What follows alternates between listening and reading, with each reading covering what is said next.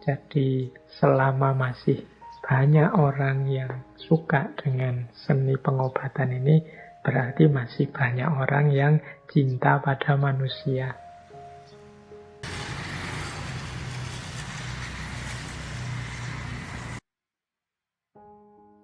Assalamualaikum warahmatullahi wabarakatuh. Dimanapun seni pengobatan, seni kedokteran dicintai, berarti masih ada cinta pada kemanusiaan. Ya, ini sebenarnya tidak sulit untuk dipahami bahwa yang namanya seni kedokteran, seni pengobatan itu kan fokusnya pada bagaimana menyembuhkan, menghilangkan penyakit dari diri manusia. Jadi selama masih banyak orang yang suka dengan seni pengobatan ini, berarti masih banyak orang yang cinta pada manusia. Mengapa? Ya karena ilmu ini tujuannya menghilangkan rasa sakit dari diri manusia. Sementara rasa sakit ini kan sesuatu yang sifatnya niscaya. Kalau teman-teman dulu belajar Buddhisme, nanti di sesi ngaji filsafat tentang Buddhisme kan ada itu bahwa di antara penciri eksistensial manusia itu kan ada aspek duka. Aspek dukanya manusia itu antara lain ya rasa sakit. Selain tua dan kematian. Berarti sakit itu eksistensial. Penciri keberadaan manusia di muka bumi. Nah, tapi tidak enak. Eksistensial tapi tidak enak. Mau sakit itu kan pasti tidak enak. Jalan keluar dari ketidakenaan, ketidaknikmatan sakit itu ya pengobatan. Nah, berarti seni pengobatan itu adalah seni yang tidak rela kalau ada manusia yang merasa sakit atau dirundung kesakitan. Nah, tidak rela kalau melihat manusia sakit itu kan berarti cinta pada kemanusiaan. Maka wherever the art of medicine is love, there is also a love of humanity. Makanya pekerjaan sebagai penyembuh, pengobat, dokter itu pekerjaan yang mulia. Baik dari jenis perbuatannya maupun motifnya maupun orangnya. Karena dia dilandasi oleh rasa cinta pada manusia dan kemanusiaan. Jadi itu quotes dari Hippocrates yang kita pakai untuk membuka penjelajahan terhadap gagasan beliau malam hari ini. Baik, kita awali dari gagasan awal yang populer sekali dari beliau, yaitu proyek kedokterannya. Mengapa sih Hippocrates itu begitu bersemangat untuk menggali, mengembangkan ilmu kedokteran? Selain karena tadi cinta pada kemanusiaan, karena secara historis ternyata Hippocrates ini melihat masyarakatnya. Jadi di era abad ke-5 sebelum Masehi itu, Hippocrates ini melihat masyarakat ini loh. Kalau ada orang terkena penyakit, kalau ada orang sakit, selalu ditafsirkan ini sebagai hukuman, ini sebagai siksaan dari Tuhan atau dewa pada dia, orang yang sakit ini. Nah, ini dikritik oleh Hippocrates. Jadi kok bisa ya masyarakat itu setiap kali ada wabah, ada musibah, ada bencana, selalu saja ditafsirkan ini sebagai hukuman dari Tuhan karena nakalnya manusia atau rusaknya manusia. Ya mungkin bisa juga kalau konteksnya teologi, tafsirnya ke situ. Tapi yang diprihatinkan Hippocrates itu bukan itunya. Ketika orang menafsir seperti ini, biasanya kan kemudian yang muncul bukan upaya-upaya bagaimana jalan keluar pengobatannya. Kalau kemudian disandarkan, ditempelkan langsung kepada Tuhan, apalagi dalam bentuk hukuman, akhirnya kan melihat orang sakit itu sebagai sesuatu yang negatif, layak dicela. Jadi kalau ada orang sakit, wah ini kemarin dosa apa dia itu. Kalau ada orang dapat musibah, kita mikirnya, wah orang ini punya salah apa sehingga oleh Tuhan dihukum seperti itu.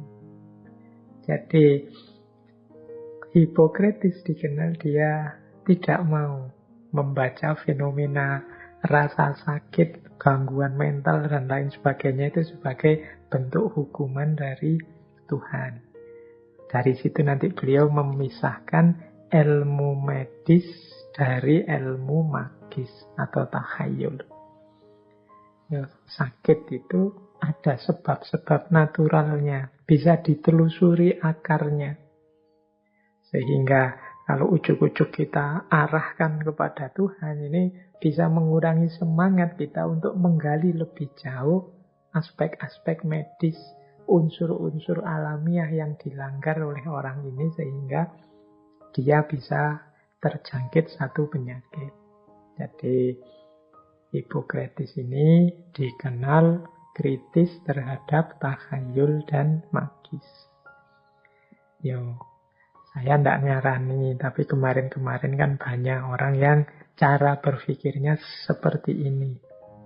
Jadi serba negatif ketika ada seseorang mendapatkan ujian dari Tuhan dalam bentuk penyakit atau dalam bentuk kesulitan hidup.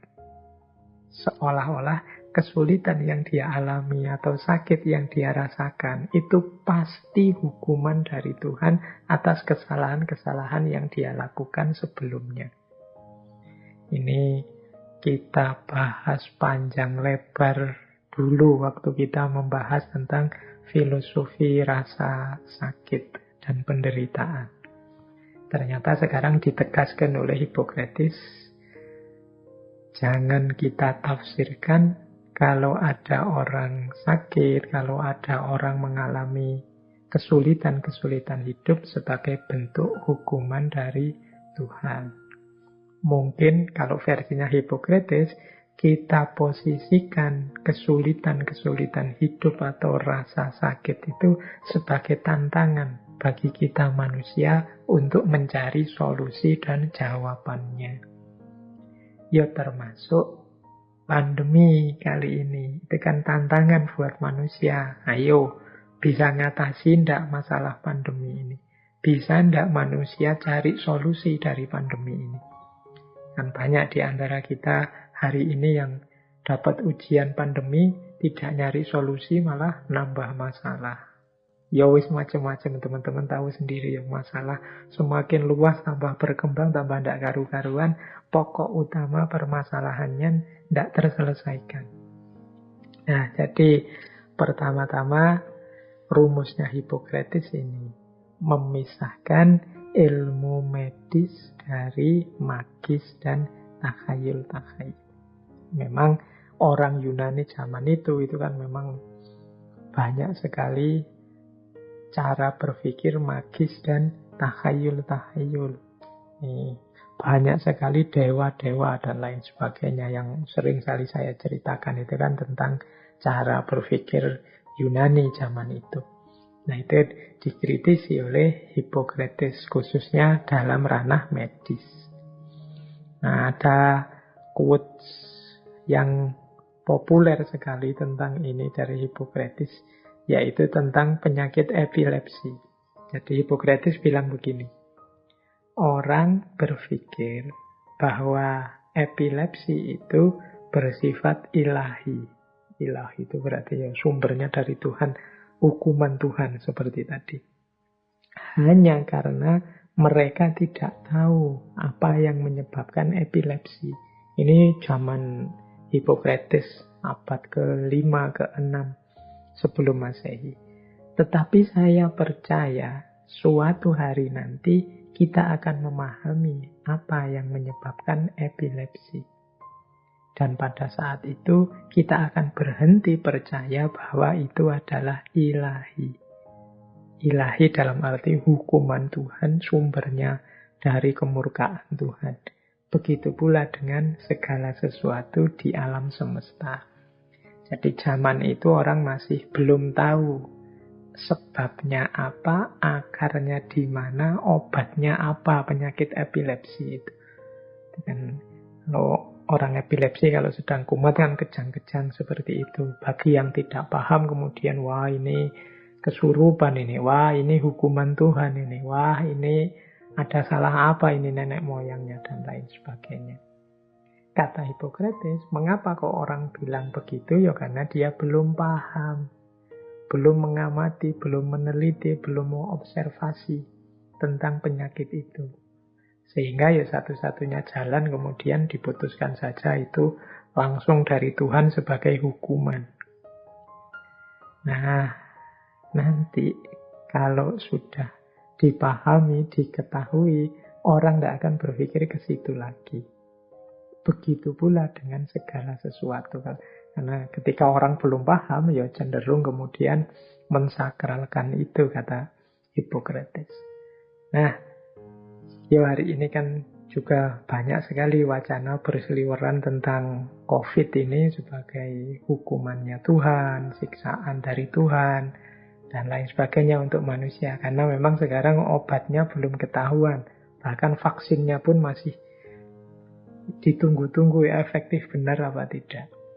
Bisa mengatasi terkontaminasi oleh virus COVID tadi. Nanti kalau mungkin saya tidak tahu 3, 4, 5 tahun lagi atau kapan, obatnya sudah ketemu, akarnya ketemu, cara mengatasi menangkalnya ketemu, ya orang biasanya tidak banyak lagi sibuk mengait-ngaitkan penyakit itu sebagai hukuman Tuhan dan lain sebagainya. Sama seperti fenomena epilepsi zaman Hippocrates tadi. Jadi ini gayanya Hippocrates karena punya cara pandang seperti ini, beliau akhirnya semangat sekali untuk mengembangkan ilmu kedokteran, mencari dan meneliti berbagai jenis penyakit. Nah, ada kalimat yang saya suka selanjutnya dari beliau. There are in fact two things, science and opinion. The former begets knowledge, the latter ignorance. Sebenarnya ada dua hal, yaitu sains dan opini. Yang pertama melahirkan pengetahuan, yang terakhir melahirkan ketidaktahuan. Ini penting kalau di dunia medis harus dibedakan mana sains, mana opini. Kalau sains itu kan parameter-parameternya jelas, ukuran-ukurannya jelas, objektivitas universalnya jelas, itu sains. Kalau opini itu ya versi-versi sesuai yang punya pendapat, punya pandangan. Kalau sains sifatnya universal, kalau opini sifatnya subjektif. Sesuai yang ngomong, sesuai yang bicara. Sesuai pikirannya yang menyampaikan. Itu opini. Tidak melalui proses observasi, penelitian, pengamatan yang serius. Pokoknya asal komen gitu aja. Itu kan namanya opini. Nah, kalau bisa ya peradaban kita ini peradaban sains. Tapi hari ini kan rasanya dengan berkembangnya era digital, dengan media sosial yang gegap gempita luar biasa itu, peradaban kita rasanya kok geser. Bukan peradaban sains, tapi peradaban opini. Yang terjadi adalah perang opini, perang pendapat-pendapat, versi-versi yang subjektif. Padahal katanya Hippocrates, ya kalau sains melahirkan pengetahuan. Tapi kalau hanya opini, melahirkan ignorance. Ignorance itu bisa diartikan ketidaktahuan, ketidakpastian. Kalau kita asyik dengan opini-opini, biasanya jatuhnya malah kebingungan.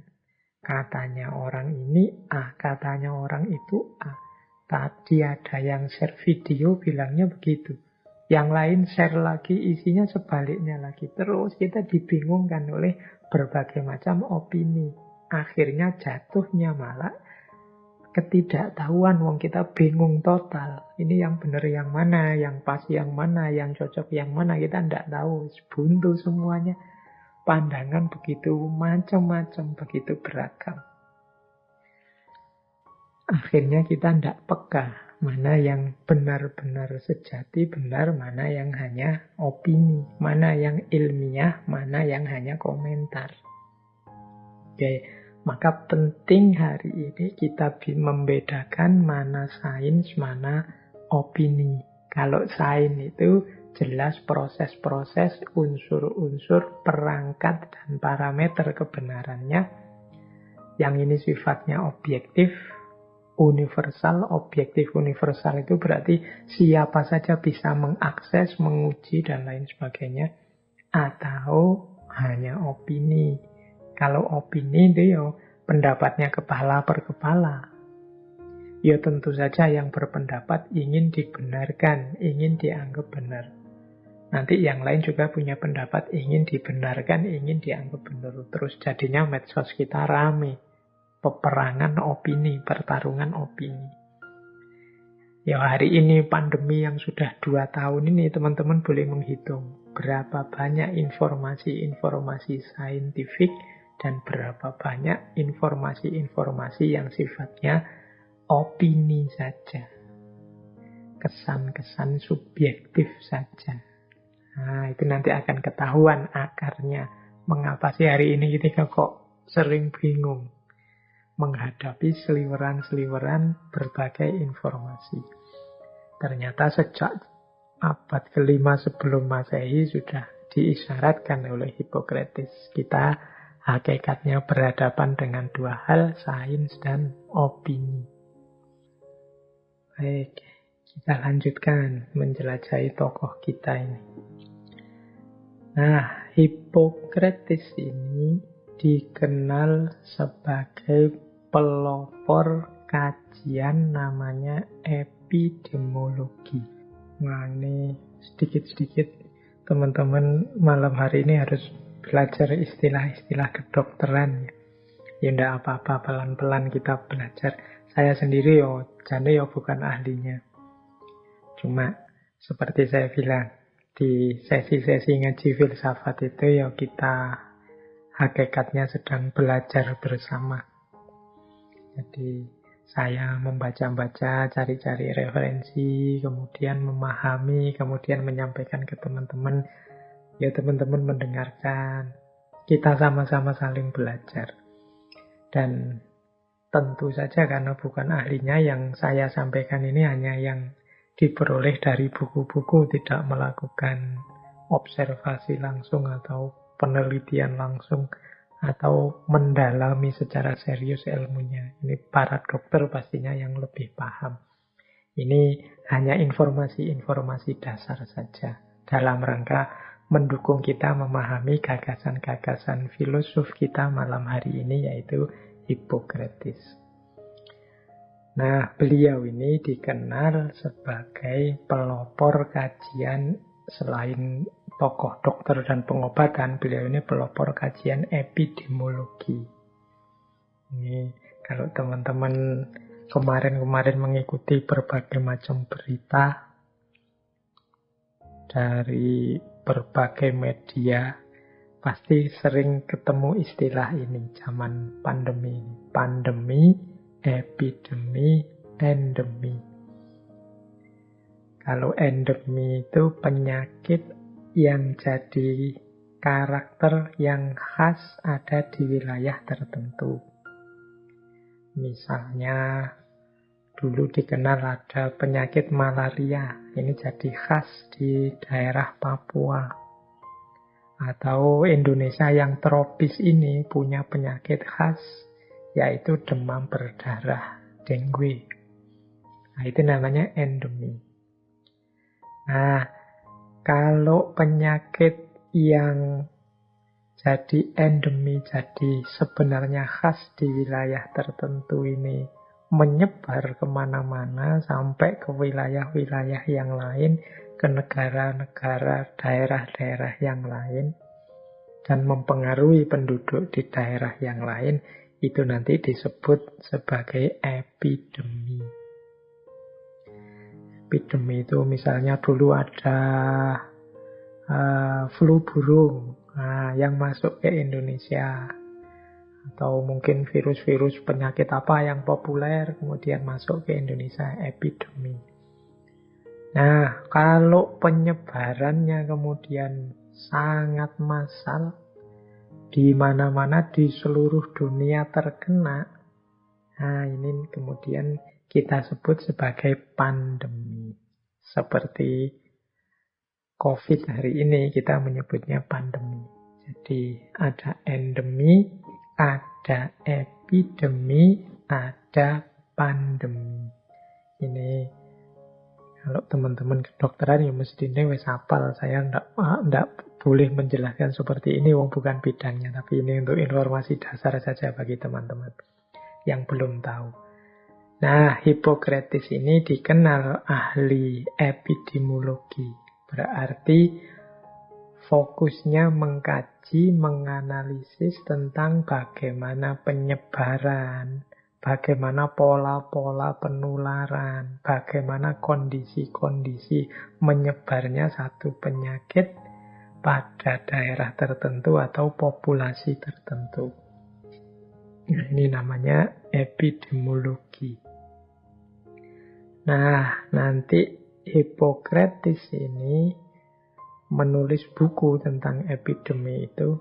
Setidaknya ada 2 buku yang terkenal sekali, yang terjemahannya judulnya Epidemic dan On Air, Waters, and Places.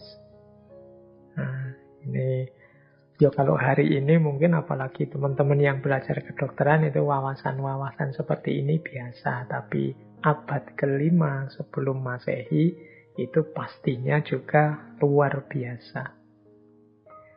Ada satu asumsi teoritis yang terkenal sekali dari Hippocrates yang sampai hari ini mungkin masih dikembangkan, yaitu bahwa penyakit itu terjadi ketika ada interaksi antara host, agent, dan environment.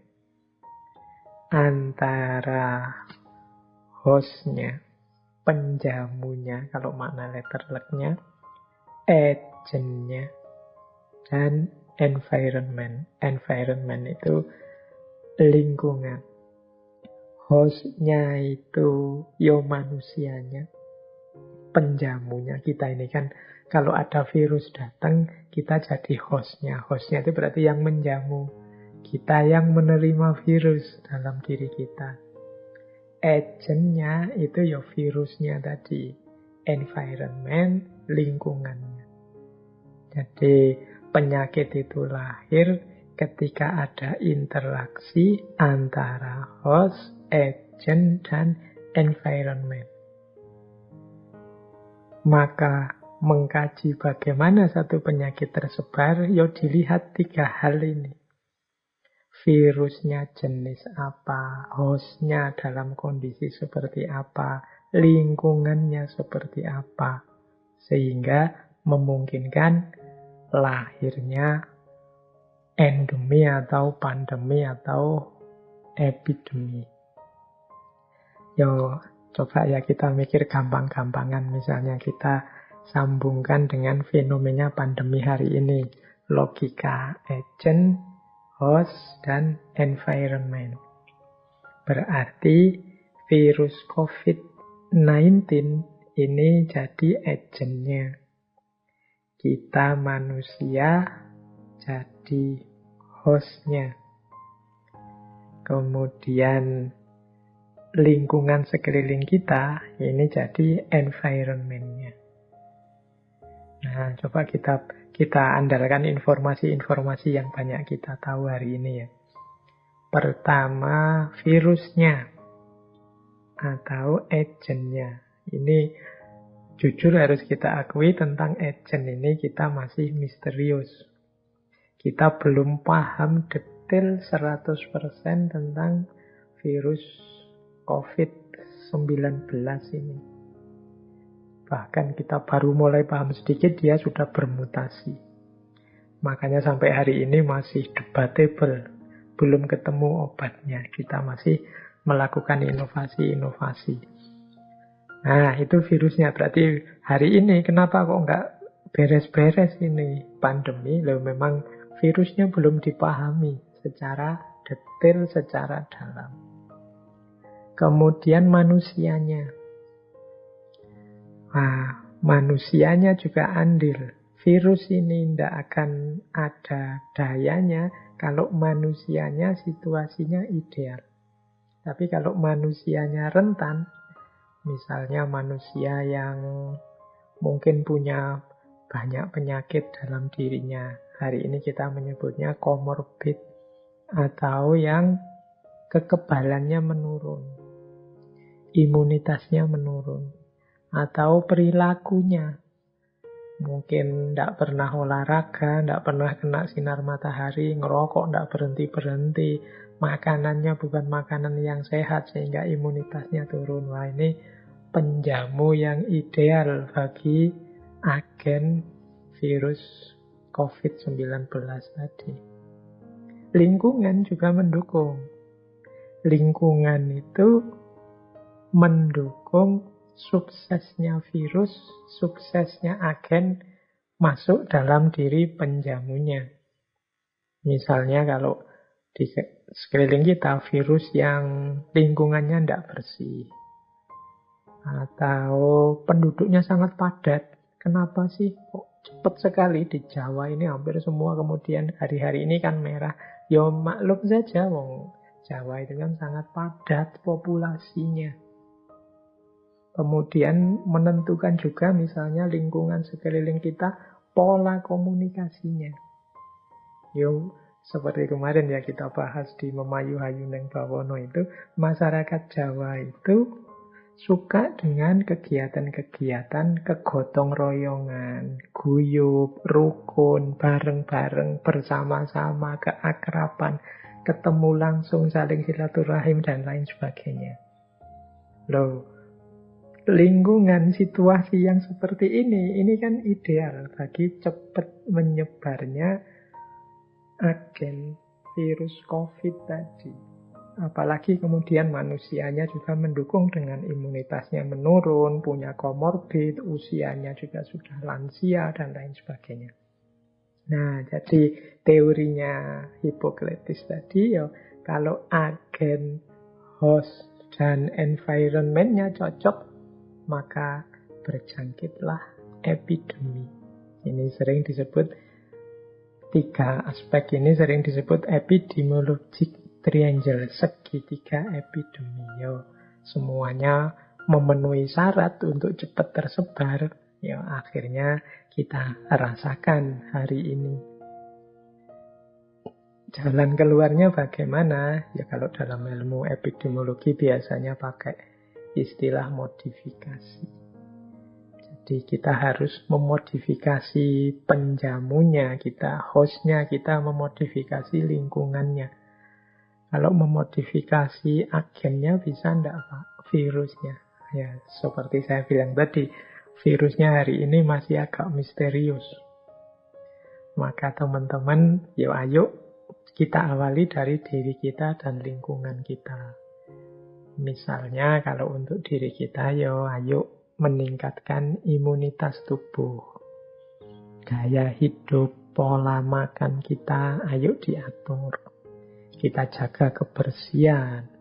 Kemudian kita berusaha tidak terkena penyakit-penyakit yang lain yang memperberat, sehingga kalau COVID datang dia tidak terlalu kuat karena didukung oleh penyakit-penyakit kita yang lain.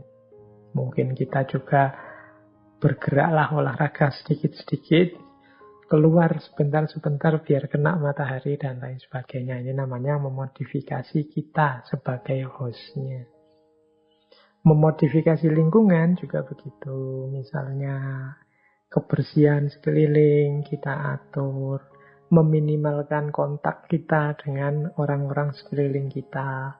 Kita memonitor orang-orang yang mungkin terinfeksi oleh virus ini, mobilitasnya. Semoga mereka-mereka ini tidak keluar kemana-mana, harus melakukan isolasi dan lain sebagainya. Ini namanya memodifikasi lingkungan.